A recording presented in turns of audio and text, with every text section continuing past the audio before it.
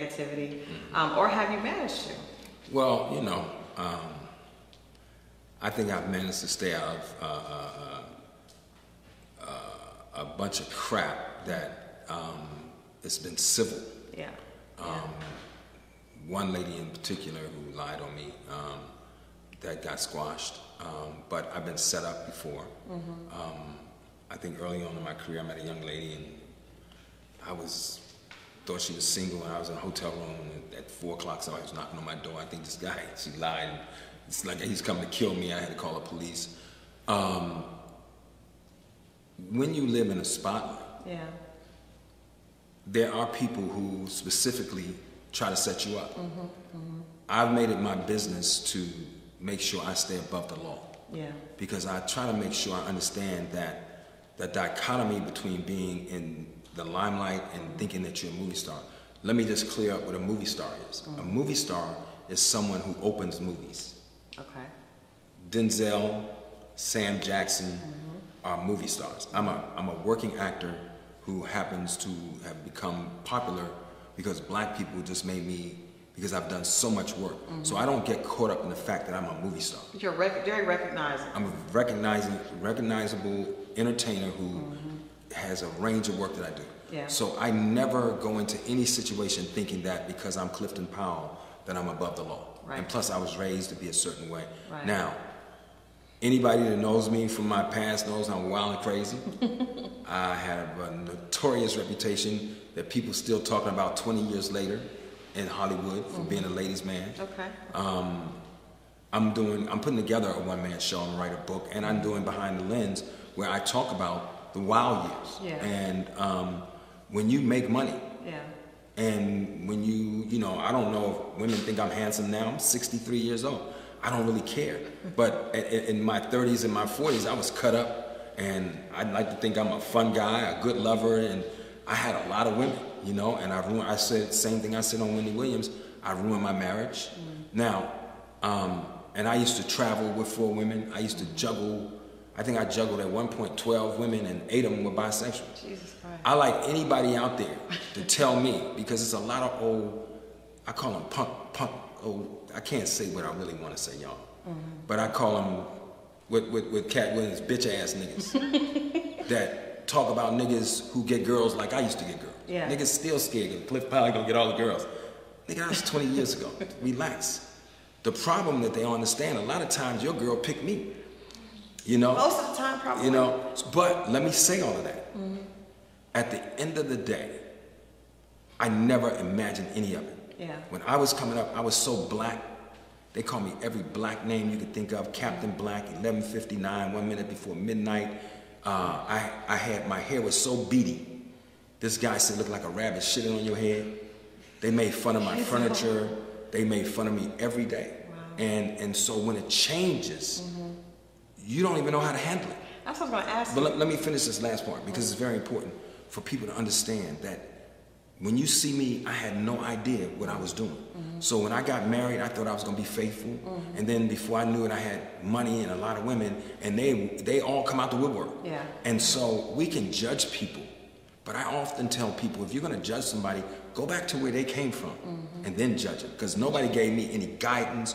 Nobody broke it down to me. I had one guy who was my mentor, Steve Ferrier, and I went to him. I said, why you didn't help me when I got famous? He said, you're the only Negro I knew was famous. I didn't know what to do. So just to let everybody understand, we can judge entertainers or other people, but if you don't go back to where they came up. My mother committed suicide when I was 4. I've said it over and over. My father was a functioning alcoholic. I was raising myself. So when I started making it in Hollywood, I didn't know. My father had a 4th grade education. And when I was 41, I was banking at Nick's check cashing. People may not believe it, but it's true. I didn't know how to handle money. I didn't know how to handle everything. So if you don't get that, and that's why I'm taking this around, so I can help young entertainers and young people know how to handle it all. So it's not an excuse, but I got caught up in a lifestyle that I had no idea how to handle.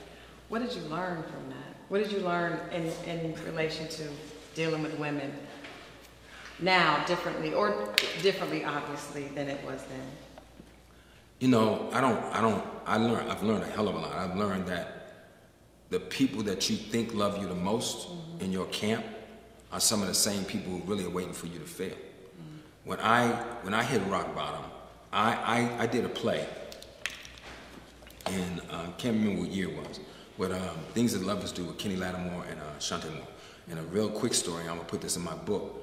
I had a big party with all my girls and like 100 people from school, and it was at a big club downtown. One of my boys, I got out the limo expedition, and it was 1,000 people in the Clifton Powell. I mean, I walked in the club, it was like King whoever, right. Like Obama to the 25th power. And I had all my girls, man, you know, and we went back to the hotel, we had a huge party, and I don't think I went to sleep that day, that night, and I didn't go to sleep until the next day. I was supposed to be at the theater at 3 o'clock, and I went to bed. I fell asleep at 2:45 in the afternoon, and I woke up and it was like 3:15, and I was the second half of the show, so I rushed to the theater, and I looked in the mirror. Everybody was on stage, and I go on the second half, and I looked in the mirror, and my eyes were orange. And I looked in the mirror and I said, God, if you help me change my life and get out of this lifestyle, I'll turn my life around. Because it was just so much. So I think what I've learned, and then that was 15 years ago. I started walking my life down. Yeah. So 4 years ago, I went through, well, 7 years ago, 10 years ago, I went through a divorce. But when I came to Atlanta, I tell everybody, I came with $100. I was homeless. I lost everything. My divorce cost me $5 million. And what it did is that sometimes God's got to put you in the mess to clean you up. Wow. And everybody that was on my team, family too, that I thought had my back, all disappeared. Except, you know, my family. I have a lot of family I probably never reached out to, who didn't even know I probably listened to this at the same time. Right. You know, my oldest son, I have an older son, 41, I don't deal with him. He's disrespectful. My cousin who did my security, you know, I asked him for $100, he looked at me like, and the Negro owed me a couple of thousand, you know? But I needed to go through that. Right. So when I came down here, I made a decision. I did a lot of reading, and it's a great book. So when I do my seminar, I talk about, I did a lot of reading to understand that people don't do anything to you. It's what we allow. And so when you're an entertainer, you get caught up. So what I've learned is I don't deal with words anymore. I watch people's actions. I try to help people, but if you ain't dying, probably be the last. Don't call me for money because I probably won't help you. I'm just saying. I'm just being real. Because when I needed help, it were very few people that so I just don't give away money like I used to. I just went through my cash list and scratched out 50 people I gave money to. So what I learned is build my friendships. So the girl I'm dating, I took a year before I was intimate with her because I wanted to build a friendship. And that's what I learned. I learned how to stand and handle everything from what I went through. And still, you gotta stay sturdy because it can hit you all over again. It's crazy. So that's powerful. Thank you so much for sharing that. I want to make sure we talk a little bit about. We had a really good conversation earlier, and just I think that we've heard a lot of the Me Too conversation from females' perspective, but I have guy friends in the business that talk about it behind closed doors. But a lot of them feel uncomfortable saying that they feel like the Me Too movement has been against men in a negative way. And we talked a little bit about how men are kind of not sure what to do. You kind of have to be overly careful, overly sensitive. Can you kind of share your thoughts about that, about what Me Too has done, especially with you being in the business, working with people, both actors, other female actors, and then also, you know, people behind the scenes. How has the way you dealt with women in the business changed since this movement has started? Well, you know, first I was raised by women, you know, and I have a daughter. So when I'm working, I always try to be respectful. I think part of it just goes back to respect, whether you're a man, a woman, gay, straight, black, white. I don't like any of the isms. I don't like racism. I don't like sexism. I don't like any kind of isms, any kind of disrespect. So all my career, I've tried to be respectful. I remember I had an actress in Hollywood who came to me and she said, "You're the only actor I've ever met that didn't try to take me to bed." And I was like, you know, I don't really operate like that. Like, I think that if you have to put somebody in a movie for them to sleep with you, I think that kind of borderlines on being kind of like a bully. Yeah. You know, but I also think that this is a business where you gotta level up. Like everything you do has to elevate you. So if, you know, early in my career, I met a big female movie star and I flirted with her and she's like, if you come to my house, you got to stay. I was like, oh, I can't stay. I got a fiance. I was just saying hi, kind of flirting. But what she really wanted to say is that if you come hang out with me, your whole business, your whole career, your whole starting point is going to elevate. And I wish the worst thing I'd done is build a friendship with her. So I think that it's so many levels to the hashtag Me Too thing, where I've seen women be disrespectful. I've had women be disrespectful in a sexual way toward me early on in my career, and not too even a couple of years ago. I've seen men that I know, actors that I know, be disrespectful, say disrespectful things. So I think it's really, and we see what Harvey Weinstein was doing. And let's talk about what, not Angelina Jolie, what's my girl? I can't remember her name, but she said, if a man asks you to come to his hotel room for a meeting, what part of that don't you understand? Don't go. So I think we all have to take responsibility for our own stuff. And I think that this is the weird thing about entertainment is business and pleasure is all done together. And you gotta, if you're a pretty girl or you're a handsome guy, I had an actor who was really a pretty boy. He said, man, if I tell you all the men who want to sleep with me, you know, I've been hit on by men and women, you know. So at the end of the day, I just think it's a business where business and pleasure is done together. You gotta know what your lane is, and you gotta know how to, if you get out of your lane, that it can be disrespectful, whether it's a male to male, women to women, guy to girls, girls to men. Everybody, you know, and that's how I've kept myself in order. I don't cross any lines. And even if I'm invited, I like to sit down and talk about it. Because you could be giving me, you know, like what they call breadcrumbing now. This girl told me about breadcrumbing the other day. I feel good because I'm learning all the lingo. Where somebody just could be leading you on just to set you up. So it's just really weird now, you know. So I just, when I'm working, I stay in my lane. Now you say you don't deal with people that you work with. And so you don't, the old folks you say don't S-H-I-T where you eat. Don't poop where you eat. When you have any poop with your food, you know what we're talking about. Isn't that hard though? Because you work with so many beautiful women. Well, you know, I never really, early on in my career, I dated a girl. I was doing a play with her, and I almost lost my damn mind. You know, because I started liking her, and I called her after the show. I was like, so, hey, I was thinking we go get something to eat. She's like, well, you know, my other friend came to the show, and I think we're probably going to go out dancing. I'm like, okay, well, all right then.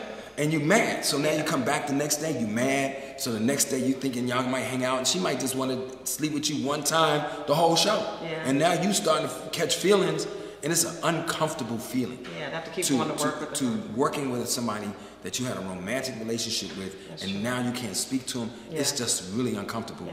So I think I crossed the line early on in my career, and I made a decision I wasn't going to do that because I don't really like, I'm a Pisces, I feel everything. Even though people think I'm so tough, I'm probably, if you had my kids sitting right here, they're like, oh, my dad, oh, he cries about everything.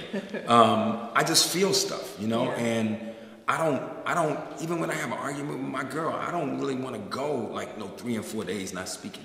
I'm like, let's talk about it. So I think for me, I try to keep myself. Now, have I been vulnerable? I've crossed the line several times when it was mutual, but it always ends in a disaster. So I just say, you know what, I'm gonna leave it alone. So your advice is don't do it. My advice, if you can, unless you're planning to marry that person and really be with them, it is, listen, this is a business. I tell you, it's a lot of good looking people in this business.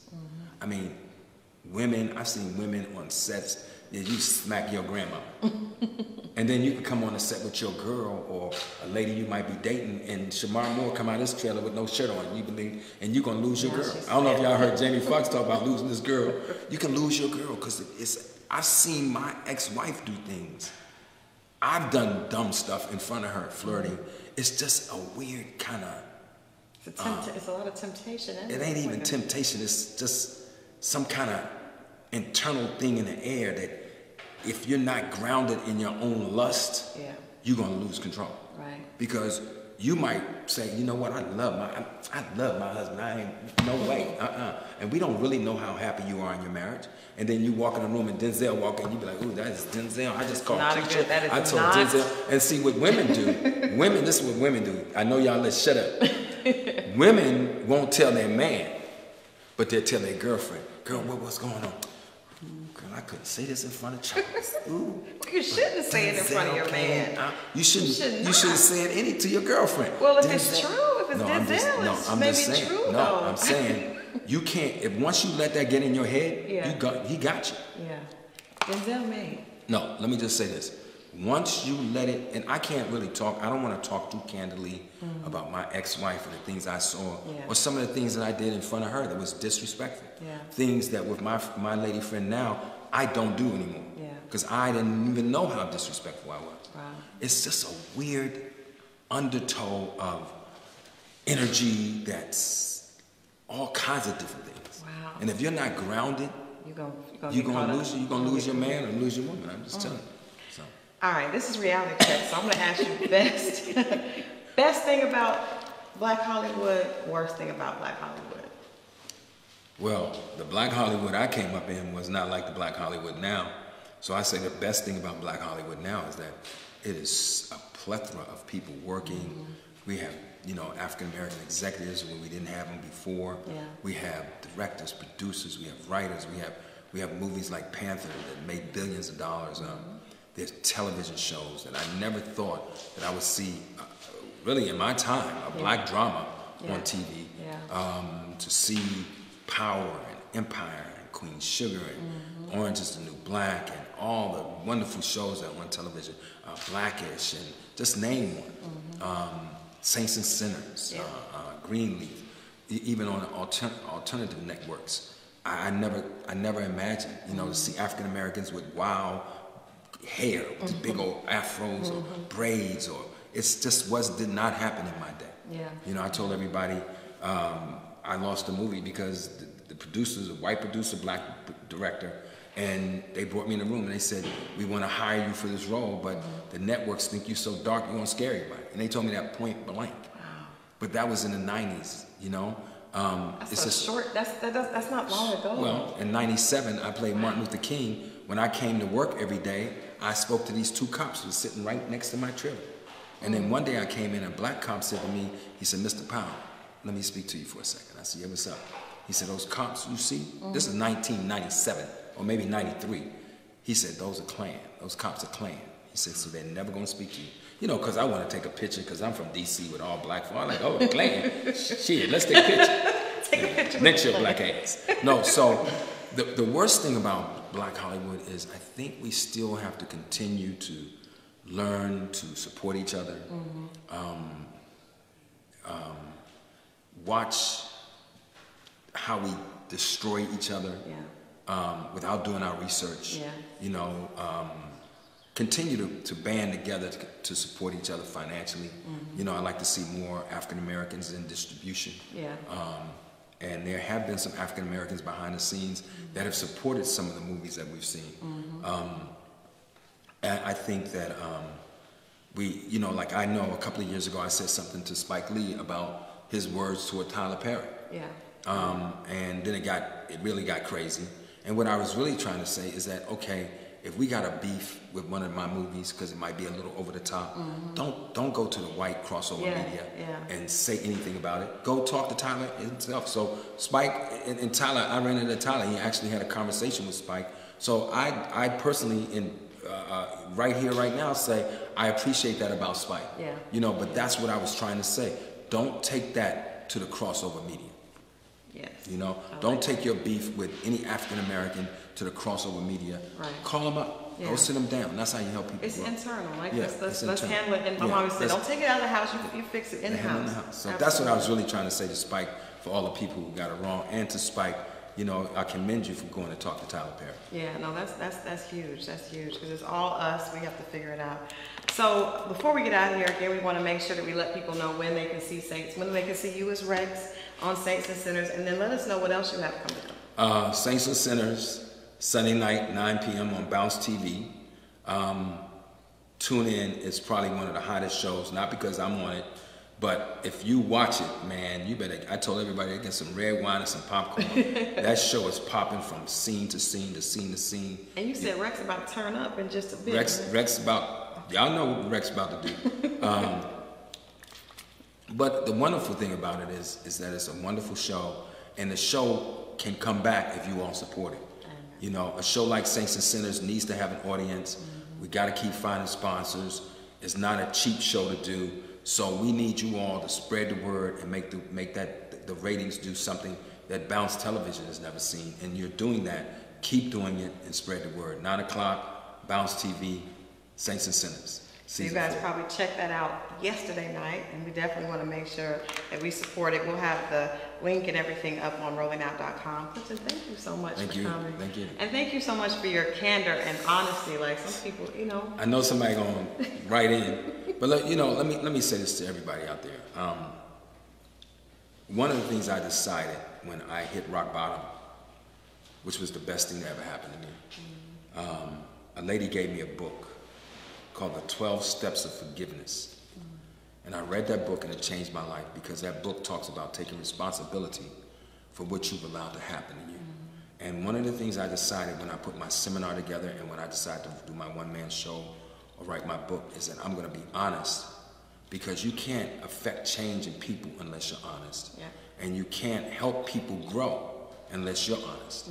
So it's not like I'm trying to be sensational. I'm just trying to tell you what I did. Yeah. And if my life can inspire somebody, I never imagined sitting here when I was a little shorty, because I was the crazy little kid in school, that my life would ever inspire anybody. So if that can help somebody, like Dr.